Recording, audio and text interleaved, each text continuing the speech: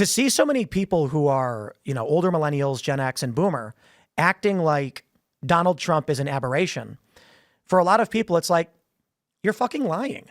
You're lying, or you have a myopic view. I lived through when Barack Obama signed the indefinite detention rendition provisions of the NDAA, or when George W. Bush lied to the American people, didn't declare war, got a bullshit AUMF. And at the time, during the Iraq and Afghanistan war, it was, if you did not agree, they'd blacklist you from media and all these things. Mm-hmm. I don't see a functional difference until now. What I see now, I wouldn't necessarily call authoritarianism, in that Trump gutting the budget and shutting down departments is weakening federal authority for the first time in my life. I mean, he's not weakening federal authority. He's weakening state capacity. He's, destroying our ability to like predict the weather. He's like firing scientists and like park service people and stuff like that. In terms of authority, they're beefing up the law enforcement departments, and they're sort of, reaching out legally in stronger ways than ever. So like the law enforcement, the capacity for the state to sort of control your behavior is, the people with guns there's more of them, and they're more powerful than ever. Now, there's some I'm sure that we'll disagree about, like the EPA, you'd probably see as, the sort of department that's forcing people to do things. I think the EPA is mostly good. We probably disagree about that. But like most of the stuff that that he's firing are just the basic, like, good things that the government does. Like, the government does a lot of really bad shit. Government does a lot of really good shit. One of them is like predicting the weather, firing like thousands of NOAA scientists who are like, predict like when tornadoes are going to come hit, places like this here in West Virginia, right? We don't we're in the mountains. Okay, sorry. I don't know. Yeah. I think as like most places, you can get a tornado, and sometimes they form, but it's not like Tornado Alley or anything. Yeah. It's just funny, some of the people who like interact with the weather service the most are in like the reddest areas, the tornado prone places, the storm watch people, stuff like that. And but they voted for it. So a lot of it is, and it's really sad, because it's just sort of like ignorance, like anti-science, anti-intellectual sentiment sort of sweeping the country is really bad. But I think this interesting thing that you point out, though, is, there are past authoritarian things that other past presidents did, and I'll agree to that and say, that's really bad. The difference is you're stumping for it when Trump does it, and I find that really interesting. Well, you're stumping for, we should deport foreign students who write an op-ed. Like, that's should. You said it's good that they did it. Marginally good. Yeah. Okay. Great. So you're stumping for it. So you're on your platform saying it's good. Marginally that's my good. point. Yeah. But I think the important distinction is should implies whenever it happens. I don't agree with that. I think, as I've said a million times, I don't understand. I don't want to go back on the issue. It's an absurdity to claim that someone who's critical of Israel is pro-Hamas. Yeah. People who are pro-Hamas are pro-Hamas. So there are nuances in all things. What I see largely right now is Trump won the popular vote. He's got approval as of April 22nd. To be fair, this is pre-tariff, so I'm sure it's gone down. But he's got general approval from most demographics except for the 70-plus bunch. And I don't see the removal of government agencies as authoritarian, especially when he promised to do it and then did it based on the people who voted for him. I'm listening to just finish an audiobook about the rise of the Third Reich, just boning up a little history. And, one of the first things that they do is that they destroy the civil service, right, and that kind of state capacity, frighten those people, get them to fall into line, and that's what a big part of what Trump has done, and I think it's been like really effective. Frightening who? Frightening like the actual people who work in the civil service, right? Like fired. Yeah. Well, firing them and frightening the rest, right? And getting them to behave differently, installing loyalists, stuff like that. I think that's plainly authoritarian. Yeah, every administration will change out the department heads. They won't. There's. I did a show about the U.S. government, and I met some department heads who are like, oh, this person's a political appointee, and they're not that bright, right? From both administrations, but the civil service underneath them, right? The people who are like the trained experts, the weather scientists at NOAA, the regulators at like the FDIC who like keep your bank balance safe, stuff like that. Been wiping those people out and replacing like the actual people with expertise with loyalists, right? And that's where you end up with, the primary value is loyalty to Trump rather than actually getting the thing done properly. The DEI push to like, that's a fig leaf for, removing people who are not sufficiently loyal, as well as, there's a lot of reasons that they're doing that. I'll say on that regard, it's all pretty. I won't make a direct counter argument to that, but I do think that's pretty assumptive. Oh yeah, I'm making a claim, and you can get into it or not. Yeah, it's trying to read into the intent, which may or may not be correct. Maybe. Yes, I think it may or may not be correct. That is my view, though. Right. My point is, and I respect that. Like, your view is based on those actions. There actually absolutely is an easy vehicle for firing people if your move is DEI. It's like these people here, I don't want them here. Oh, you were hired incorrectly. You're part of a department. I don't want to get rid of them. On the surface, outside of that, I think the DEI stuff is illegal, and I'm glad to see it purged and removed.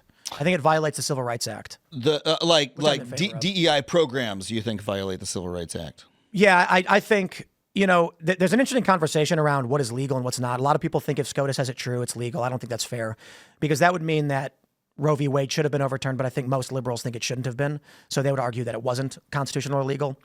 But the Civil Rights Act says we're not supposed to discriminate on the basis of race, sex, religion, gender, et cetera.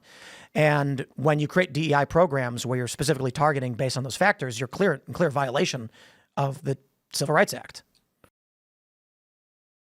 So, you got to amend the law or change it or create new provisions. But how I grew up, I would never want to be in a circumstance where race was a determining factor in whether or not I could get into school or get a job. Yeah, neither would I, but for a lot of people, it fucking is, man. But that's why we got the Civil Rights Act, and you have a right to sue the institutions that are in violation of that. And through those laws, we've eliminated largely blockbusting and redlining. And then Democrats largely started to enact... There's a lot of redlining still, but it's better than it used to be. It's true. And that shouldn't be allowed, and it's through the Civil Rights Act, through the lawsuits, we've gotten rid of those things. I don't understand how we've circled back, and it's largely through the liberal side of things, to start using race again. That's crazy to me. To start using race again. Well, let me clarify that. Obviously, everybody always was secretly trying to use race because this country has a history. I don't think it's fair to say just this country, but people are racist. I think everybody's racist. And we're trying our best, I think, civilizationally, to be like, let's stop doing that. But there are a lot of people that don't because they're racist. So when I see, I don't care if it's a white redneck dude saying he doesn't like black people or whatever, these people online that want to make, anytime they post a video, they'll post a video of black people committing a crime, and it's like, brother, I could find videos too of white people committing crimes. Mm-hmm. If you want to do like a multivariate study of every single instance of video crime or whatever, we could. There are FBI crime sets, I get that. But there are racist people out there. But the Democrats are still engaged in racist practices through DEI and gender-based discrimination, et cetera, which it's just clear violation of every title of the Civil Rights Act. I mean, there's a million different programs that get lumped in as DEI. I'm interested to know, you do think racism like exists in America, and it's a problem that we should keep fighting? Profoundly exists in this country. Mm-hmm. And I think I don't think it'll ever go away. I think we have the proximity is the best cure. You grow up around people and you understand they're good people, you tolerate them. I think we have a challenge with enclaves. So you'll find, and I think a lot of conservatives need to hear this too, because I was in Virginia near Hampton Roads. It's a lot of racism there. And I mean like literally white areas that are predominantly white that don't like black people, don't like Mexicans, don't like Chinese people. And that exists, and they're going to be racist. But you get a similar but different kind of function in white, uppity, liberal conclaves too. Yeah. And so I do think it's a problem. But the problem that I see now is affluent white liberals who have this, let me use an example. Do you know about the Yale study that found that white liberals they reduce their vocabularies to talk to black people? I do not know about it, but it sounds like it could be true. Like it sounds anecdotally, there's a lot of racist white liberals. They present themselves as less competent in interactions with African Americans. Yeah.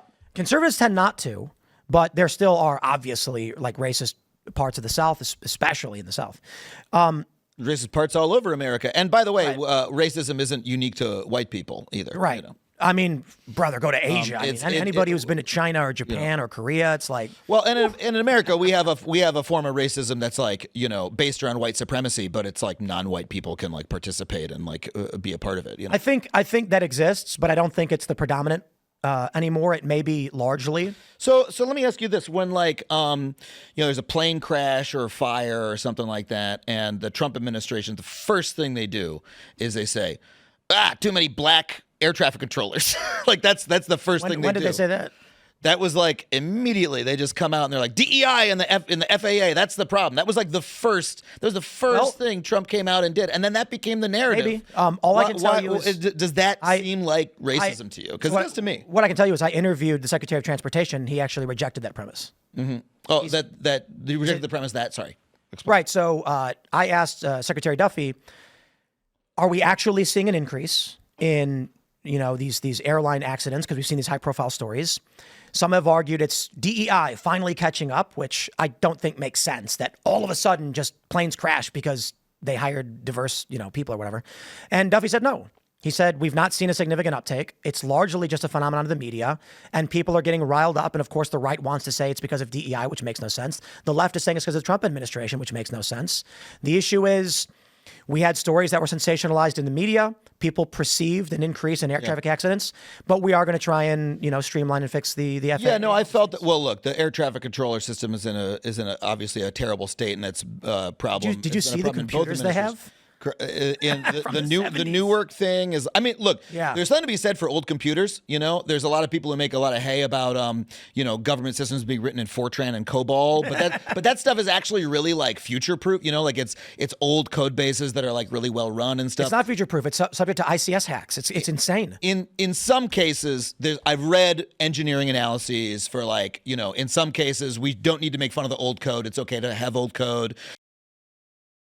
Same reason why, hey, punch cards weren't so bad for voting sometimes. Like the old shit works well in some cases. But the FAA, air traffic control, we got to fix it up. It's an infrastructure problem in the country. And so based on what and I believe that a lot of the crashes were clustering, right? A couple crashes happen in short order. Right. Happens media. Randomly. Well, not just media. It's like the human psychology, right? Right. 3 random events happen together, and you think a whole lot are happening all at once. But like Donald Trump, the man, the human being, his literal first response was to come out and go, too many black air traffic controllers, too many. I mean, I'm paraphrasing for comedy. Yeah, I don't think he specifically said black people. No, he didn't say black people. He said DEI. He blamed it on DEI immediately. And there is this odd, like, look, I'm not a fan of corporate DEI programs, especially. The right was really smart to seize on DEI as a slur to tar all attempts to address racism with, because it's an acronym. They're calling it "didn't earn it." Yeah. I've been through some seminars that were like a waste of time or whatever, kind of annoying. And I think that, the corporate response to, George Floyd's murder and everything that happened afterwards was like pretty toothless and stupid. But I find it bizarre to watch the right, like something goes wrong and they're immediately like, oh, the problem is that we have a woman fire chief, or we have a, people of color air traffic controllers. It's like, oh, that's just straight up racism. Like, but it's a communication. Wow, but failure. you've like somehow done a little loop-de-loop where you're like, oh, I think DEI is racist. Therefore, me yelling at black people in positions of power is not racist. I mean, like, it's bizarre. But that's not the case. I mean, the right wanted to elect Larry Elder to governor of California.